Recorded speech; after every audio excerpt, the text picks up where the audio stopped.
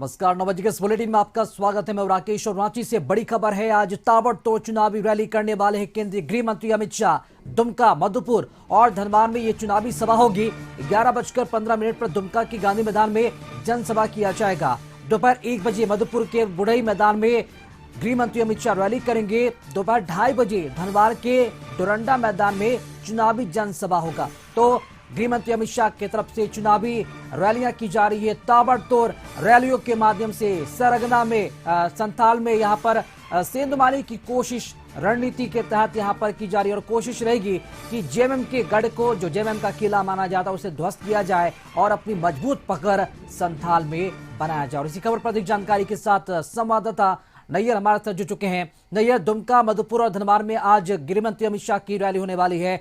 क्या माहौल बनने वाला है और जिस तरह से जिस रणनीति के तहत गृह मंत्री अमित शाह चुनावी सभा कर रहे हैं, लगता है कोई परिवर्तन होने वाला है या नहीं? देखिए, दशकों से जो अवैध किला जेएमएम कहा, उसको ध्वस्त करने के लिए बीजेपी के नेता प्रथम चरण से ही संथाल का दौरा करते आ रहे हैं और वही 20 तारीख को जो संथाल में चुनाव होना है, उसको लेकर जितने भी बड़े चेहरे हैं बीजेपी के, वह संथाल दौरे पर है। वो चाहे राजनाथ सिंह हो, गृह मंत्री अमित शाह हो, हमारे पीएम जो मुख्य प्रधानमंत्री है नरेंद्र मोदी हो, योगी हो, यानी कि जितने भी बड़े चेहरे बीजेपी के हैं, सभी संथाल का दौरा किया जा रहा है। और पूरी तरह से जो अवैध किला माना गया है कई दशकों से जेएमएम के लिए, उसे ध्वस्त करने के लिए पूरी तरह से जी जान से बीजेपी के जितने भी नेता है वो लगे हुए हैं। लेकिन अब देखना यह होगा कि 20 तारीख को के बाद क्या समीकरण बनता है। लेकिन इतना तय है कि इस अवैध किला को तोड़ने के लिए अमित शाह पूरी तरह से जोर लगाए हुए हैं और हर एक दिन के बाद जो संथाल में है उनका दौरा देखने को मिल रहा है।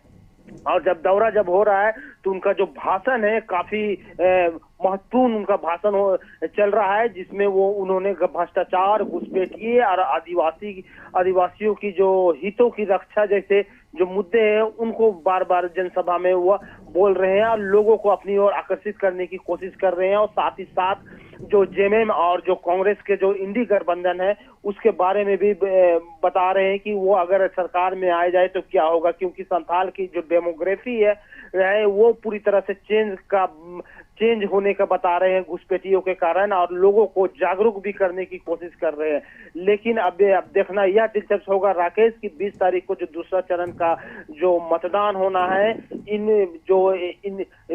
एनडीए गठबंधन के द्वारा जितने भी स्टार प्रचारक को उतारा गया है वो कितना सफल हो पाते हैं। लेकिन इतना तय है कि उनके इस दौरे पर जो संथाल में उनका दौरा है, इससे कहीं न कहीं इंडी जो गठबंधन है उससे दरी समी हुई है, क्योंकि हर सभा में वह गरज रहे हैं और जो वर्तमान में जो जेएमएम सरकार है उनके बारे में बता रहे हैं कि वह किस तरह आदिवासी विरोधी काम कर रहे हैं। तो कहीं ना कहीं इंडी गठबंधन के लिए इस तरह के प्रचार जो काफी तेज है खतरा हो सकता है। राकेश जी, नहीं, चूंकि देखा जाता है कि चुनावी सभा में आमतौर पर जो नेता होते हैं वो भाषण देख के चले जाते, उपलब्धियां गिनाकर चले जाते हैं। लेकिन अगर गृह मंत्री अमित शाह की बात की जाए तो चुनावी सभा में न सिर्फ वो भाषण देते हैं बल्कि उपलब्धियों के साथ साथ जनता से सीधा संवाद भी करते हैं। कनेक्टिविटी बढ़ाने की पूरी कोशिश है अमित शाह की वहां के लोगों से। क्या लगता है ये कितना फायदा हो सकता है उनके लिए?